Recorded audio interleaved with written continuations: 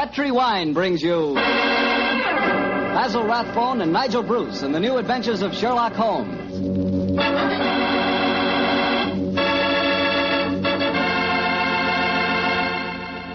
The Petri family, the family that took time to bring you good wine, invite you to listen to Dr. Watson tell us another exciting adventure he shared with his old friend, that master detective, Sherlock Holmes. And I know that Dr. Watson will agree with me when I tell you that the best way to begin a good meal is with a glass of Petri California sherry. Before you sit down at the table, pour yourself and your family a glass of Petri sherry. Try it. There are many ways to tell a good wine, by its color, its aroma, and its flavor. On every count, Petri sherry is outstanding. The color of Petri sherry is a clear, deep amber. Perfect. The aroma? Well, Petri sherry is as fragrant as a bunch of dew-covered grapes picked in the early morning. But most important to you, and to me, is the flavor of Petri sherry. We want a wine that tastes good. And believe me, you couldn't ask for a more delicious wine than Petri sherry. And just to make sure you get a wine that's exactly the way you want it, Petri makes two kinds of sherry, the regular and Petri Pale Dry.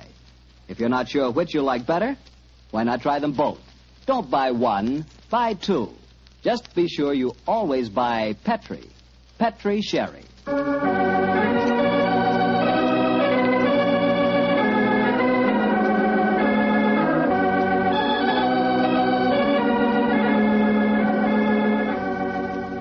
And now I'm sure our good friend Dr. Watson's ready for us. Let's go in and join him.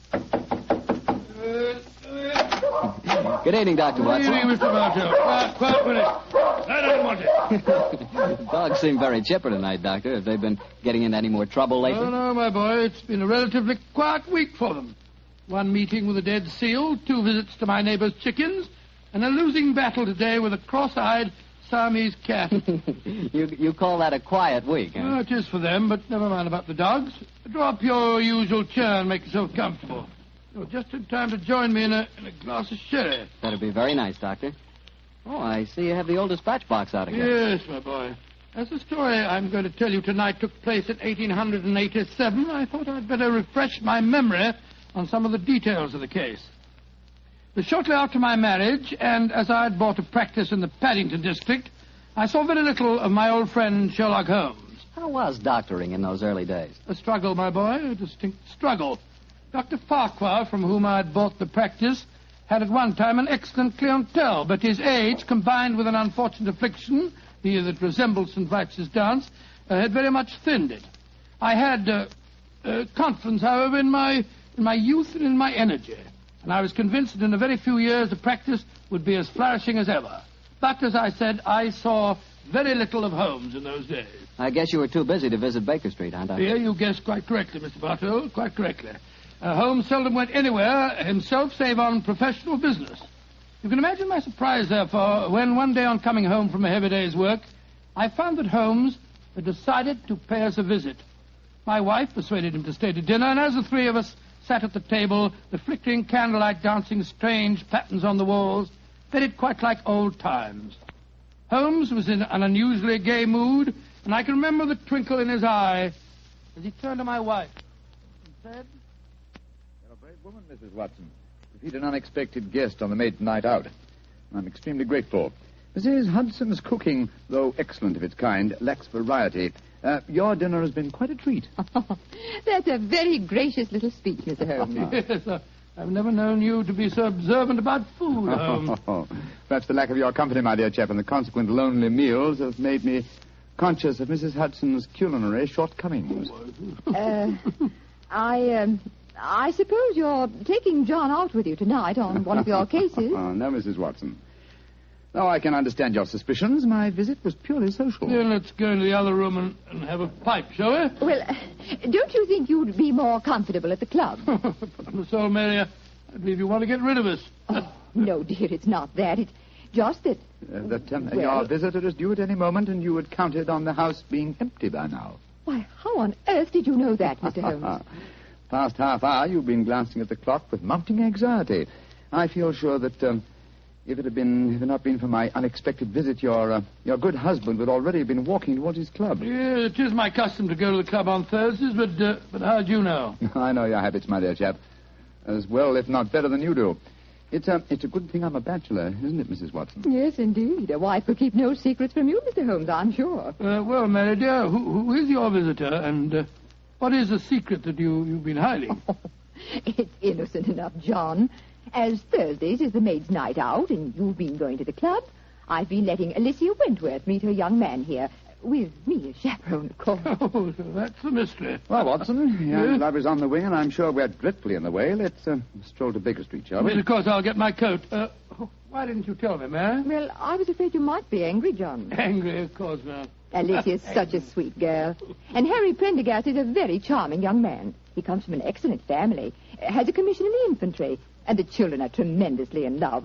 But her beastly guardian forbids them to meet. So Oh, there she is now. Well, we can pretend that we were just leaving anyway. Yes, I'll get my coat. Hello, Alicia, dear. Oh, Mrs. Watson, I'm so glad to see you. Come, dear.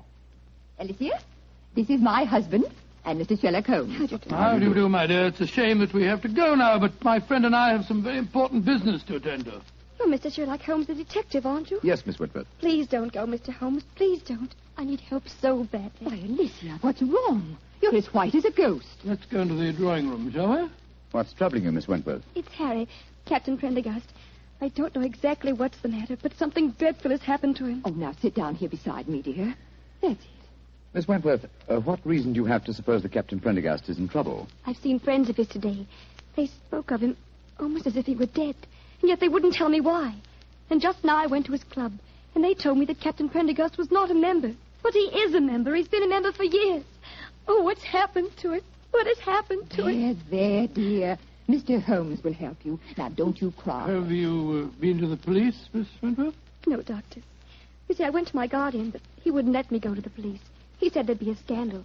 But then he hates her. The Prendergasts are a fine family. Why does your guardian object to him so strongly? I don't think he would approve of anyone I choose.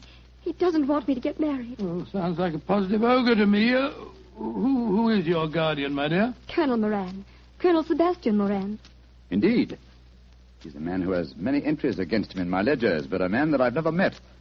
I have long hoped to cross swords with him directly. But how could Uncle Sebastian have anything to do with the criminal profession, Mr. Holmes? He's a son of Sir August Moran, and he was once British minister to Persia.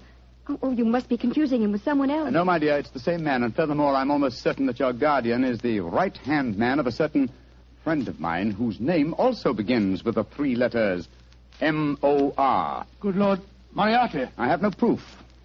And yet I suspect that Colonel Moran is the second most dangerous man in London. That's Harry. It must be Harry. Oh, poor girl. I do hope you can help her, Mr. Holmes. I shall do my best, Mrs. Well, Watson. if that is her young man at the door, it's more than likely her problem doesn't exist any longer. I hope you're right, Watson. Though with Colonel Moran as a guardian, I'm afraid the young lady is destined to have trouble. Come on, Harry. Good evening, Mrs. Watson. I'm so glad to see you, Harry. This is my husband. How do you do, Doctor? How do you do, my boy? And Mr. Sherlock Holmes. How do you do, Captain Prendergast? How do you do, sir? Harry, what's wrong? I can tell by your face that something dreadful has happened. It has, darling. Tell Mr. Holmes about it. He's promised to help us. Well, sir, I'm afraid this is a little outside of your province. You will find that my friend's province is quite extensive, Captain Prendergast. I shall be more than happy to do anything I can to help, sir. That's very nice of you, Mr. Holmes. Well, it's pretty bad. Last night I was accused of cheating at cards at the Tankerville Club. Oh, dreadful. Of course, I don't have to tell you that I didn't cheat, but the evidence was dead against me. I'd been winning heavily, and the cards were proved to be marked. Marked? How? There were pinpricks on the edges. Pinpricks which indicated the card's value. How did the pack of cards come into play? That's the devil of it. I myself broke open a sealed pack given to me by the club porter. And I swear that was the pack that was later found to be marked. Was everyone searched? Yes. But they found a new, unopened pack in my pocket. The obvious implication being that you had substituted the marked cards, of course. I can see what happened. Somebody deliberately tried to incriminate you by dropping the new pack in your pocket. Of course, darling. But what I can't understand is how the marked pack was introduced into the game. Were there any other cards found in the room? None, Doctor. The Tankerville, eh? Colonel Moran is a member of the club, isn't he? Yes, he is. Uncle Sebastian uses it all the time. He was present at the game last night, Alicia. Oh, Harry, now we're worse off than ever.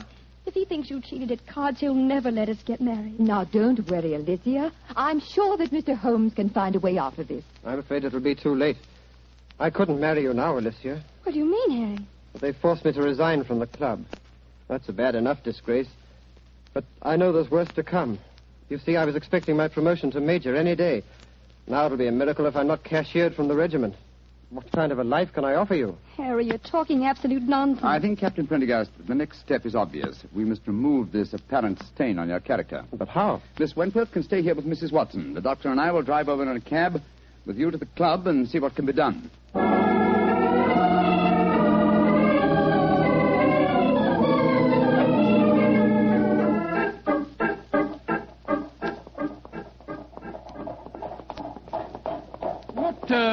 What kind of a card game were you playing last night, Prendergast? Stud poker. Ever since the American ambassador introduced it at the club, it's been quite a favorite. The perfect game for marked cards. It requires no elaborate dexterity in the dealing, simply the knowledge of your opponent's whole card. How many of you were playing? Half a dozen of us. You were winning heavily, you say? Yes, Doctor. Though one of the others, a fellow named David Harkness, was doing well. Now I come to think of it, Harkness almost seemed to know when I was bluffing, as though he could see the marked card. Well, perhaps he was the one who marked them. It's possible.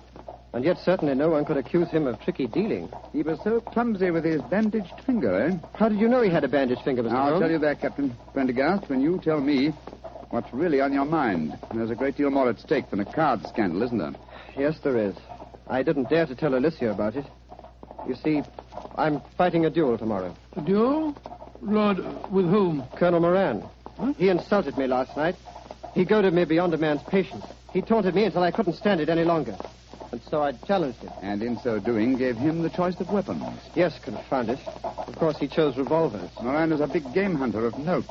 He was reputed to be the best shot in England. And I'm probably the worst in London. If only I could shoot as well as I can box. I'm regimental champion, you know. Revolvers? Good heavens, man, revolvers. A duel with Moran is suicide for you. No, it's not suicide. At the Tankerville Club.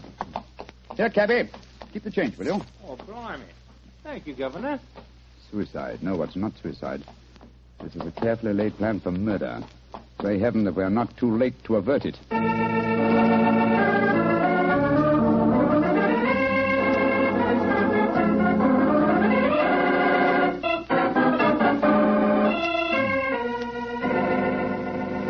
It's Mr. Harkness that you're wanting, sir? Yes, he went to his room half an hour ago.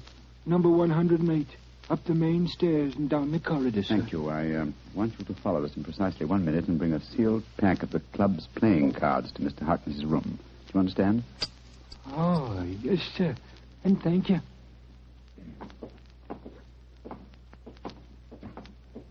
Did you make the arrangement? Yes, come on. Let's go up to Harkness's room. The 3 members have cut me dead since I came in here. The most humiliating experience. A little patience, Captain Prendergast, and I'm sure your honor will be entirely vindicated. I wish I knew what you were up to, Holmes. I'm going to try and restage the drama that was presented in this club last night. The only difference being that my production will have a cast that's a little different. Now, here we are. Now, let me do the talking. Yes? Did you want something? Prendergast, I don't want you in my rooms. I don't know why they allowed you inside the club. Let us in, Mr. Harkness, please. No, I won't. Take your foot out of the door, confound it. Mr. Harkness, there are 3 of us. I think you'd better let us in. You're going to let us in, Harkness. Oh, all right. Come in. Thank you for your hospitality, sir. Now perhaps you fellows will tell me what the devil you think you're up to. With pleasure. As you very well know, Mr. Harkness, this is probably Captain Prendergast's last day on Earth. He has one request to make of you, that you join him in a farewell game of poker with us, to show you bear no grudges. Oh, it's fantastic. You're all insane. Oh, by the way, Mr. Harkness, I'm delighted to notice that your sore finger seems to have healed with great rapidity. By an odd coincidence, you'll observe that I seem to have injured mine. Mr. Holmes, when did you do that? Oh, in the carriage just now, a mere scratch. Fortunately, I had some first aid materials in my greatcoat. Come in. Yes, Taylor, what is it? Begging your pardon, Mr. Harkness, but the gentleman asked me to bring this sealed pack of cards here. Put them on the table, Taylor. Very good, sir. Well, what's the game? stud poker, Mr. Harkness.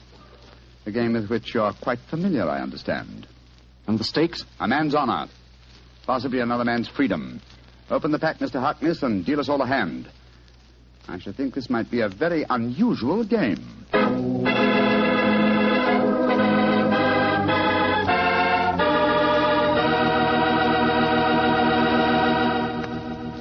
You'll hear the rest of Dr. Watson's story in just a few seconds.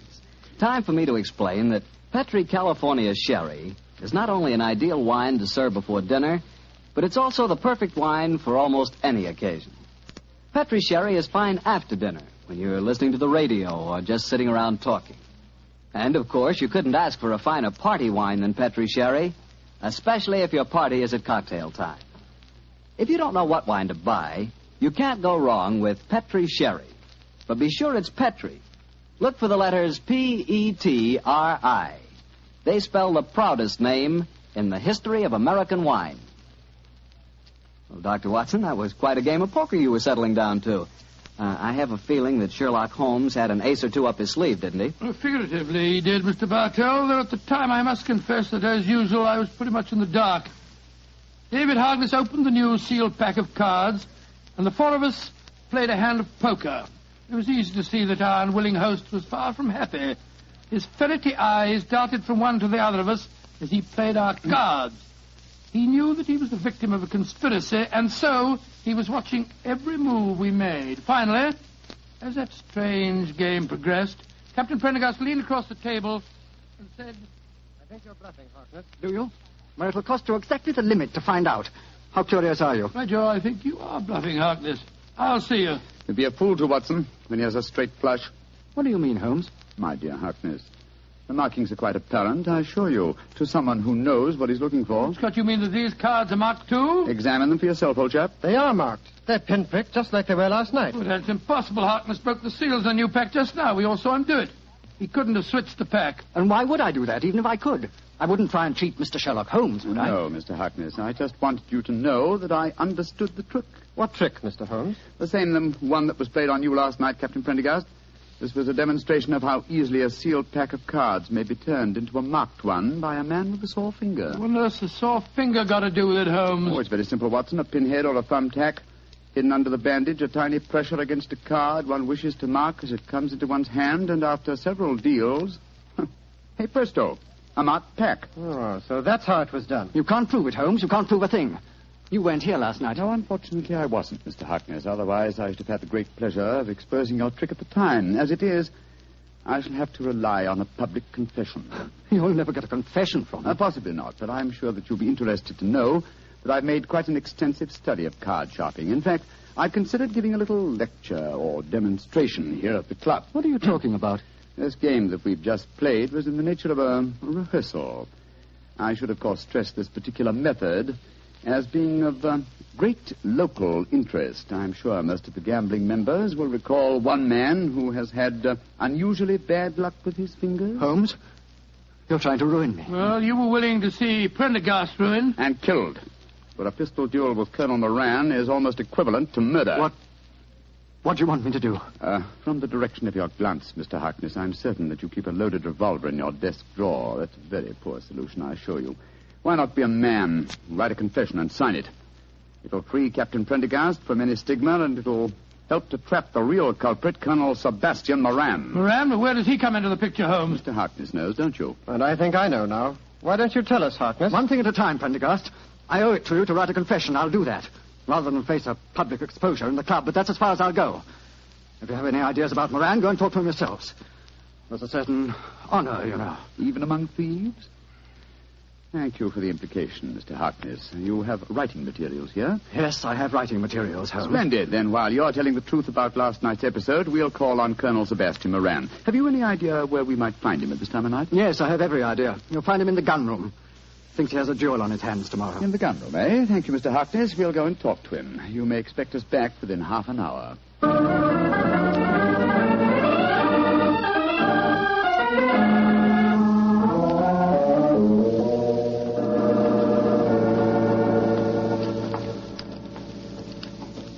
Who are you fellows? Turn the gas up, can't you? Colonel Moran, this is Mr. Sherlock Holmes and Dr. Watson. How do you do? Colonel Moran, I've been wanting to meet you for a very long time. Sherlock Holmes, I've heard a lot about you. And I of you, Colonel.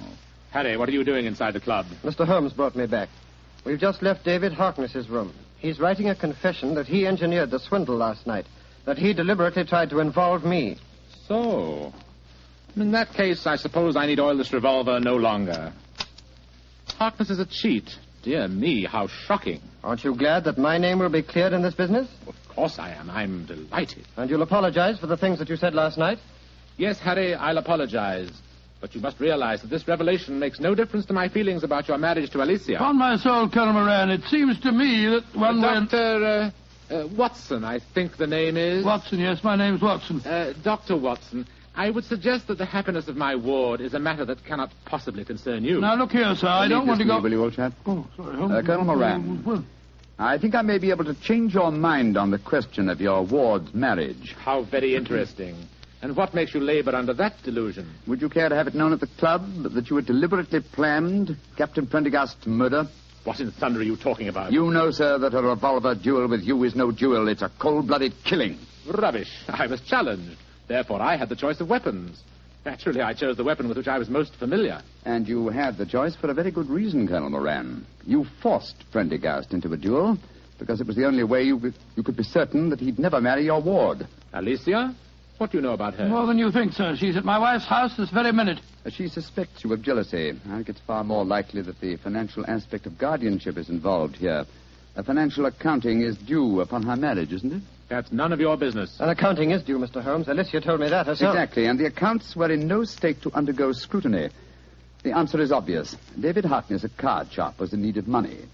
You induced him to practice his cheating last night in order that you could trap Captain Prendergast into a duel. Harkness, what the devil do you want? Put that revolver down, you fool. I don't care about my own disgrace, but you're going to pay for your share in it, Moran. Drop that revolver, Harkness. Don't you see that you're... Moran, you shot him. You saw that it was in self-defense, gentlemen. He was waving a loaded revolver at me. It's most unfortunate, but it was in self-defense. Yes, self-defense that removed the one dangerous witness who could have testified against you. He's dead, Watson, isn't he? Yes. Shot right through the heart. Moran, you're a cold-blooded, murdering devil. I demand satisfaction for that insult. These gentlemen are my witnesses. I apologize for the misunderstanding last night, but this is a different matter. You've insulted me, Harry. The duel will take place, Colonel Moran, and Dr. Watson and myself will act as seconds for Captain Prendergast. Let's make the necessary arrangements, shall we?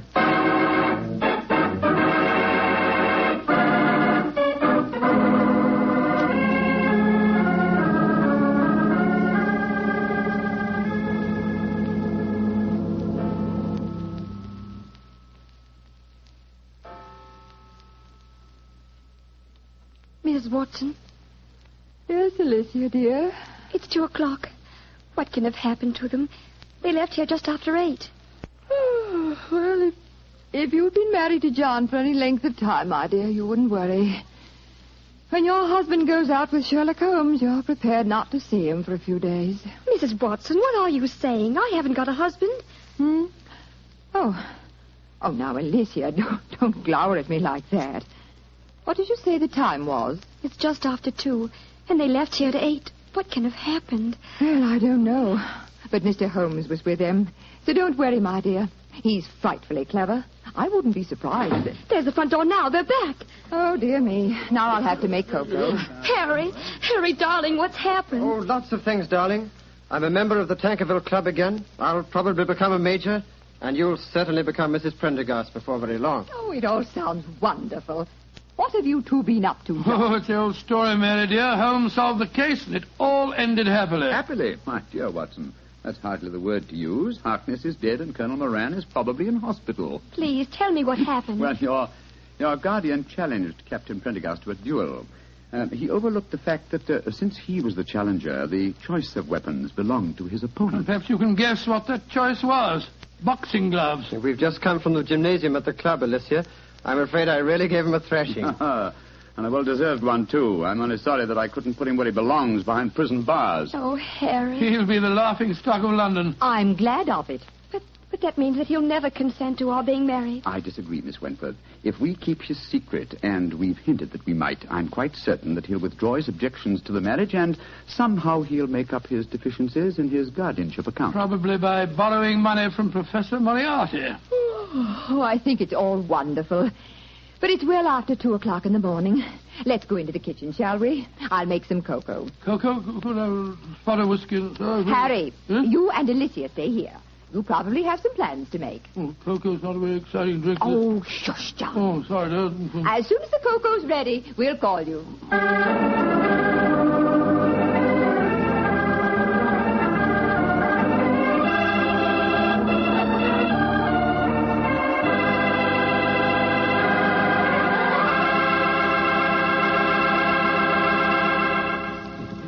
Well, Doctor, that was some story. You know, I'm glad the age of dueling is over. I'd hate to have someone challenge me to a duel. What's the matter, Mr. Bartell? Are you afraid of being hurt? Afraid of being hurt? Of course not. If someone challenges me to a duel, I have the right to choose the weapons, don't I? Yes, and what weapons would you choose? Cream puffs at 30 paces. Nobody's going to hurt me. See that. Although, come to think of it, instead of cream puffs, I'd rather have a piece of cake. Oh, why a piece of cake? Because it tastes so good with a glass of Petri sherry. Any questions? No questions. For a while there, I'll bet you thought I'd forgotten all about Petri wine. Forgotten about it. Not you, Mr. Bartell. No, not anybody who's ever tasted it. Petri wine is the kind of wine you'll always remember. That's because the Petri family really knows how to make good wine. They've been making wine for generations. Winemaking is their heritage. It's an art that's been handed on down in the Petri family from father to son, from father to son. Every drop of Petri wine is clear, fragrant, and delicious. As delicious as the luscious sun-ripened California grapes from which it's made. Remember, the name Petri on a bottle of wine is more than a trademark. It's the personal assurance of the Petri family that their wine is the kind of wine you like, for any occasion. You can't miss with Petri wine because Petri took time to bring you good wine. Well, Dr. Watson, what new Sherlock Holmes story are you planning to tell us next week? Well, now, let me see. Next week? Next week, Mr. Bartell, I'm going to tell you an adventure that took place in the gay Vienna of the 90s. Concerns a strange tragedy that occurred on a ballroom floor and a weird series of murders that were punctuated by the sound of music. I call the story The Waltz of Death.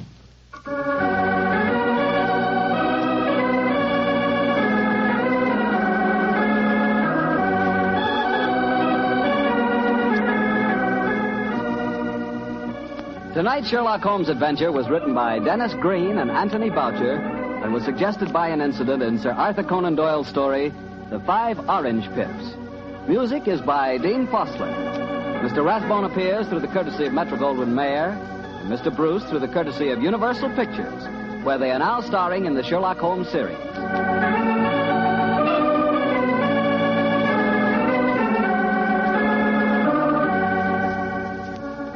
The Petri Wine Company of San Francisco, California, invites you to tune in again next week. Next week, many communities will change time, and this program will reach some of our listeners at a different hour. Consult your local newspaper or mutual station for the exact time in your area. Sherlock Holmes comes to you from our Hollywood studios. This is Harry Bartell saying goodnight for the Petri family. For a solid hour of exciting mystery dramas, listen every Monday on most of these same stations at 8 o'clock to Michael Shayne, followed immediately by Sherlock Holmes. This is the Mutual Broadcasting System.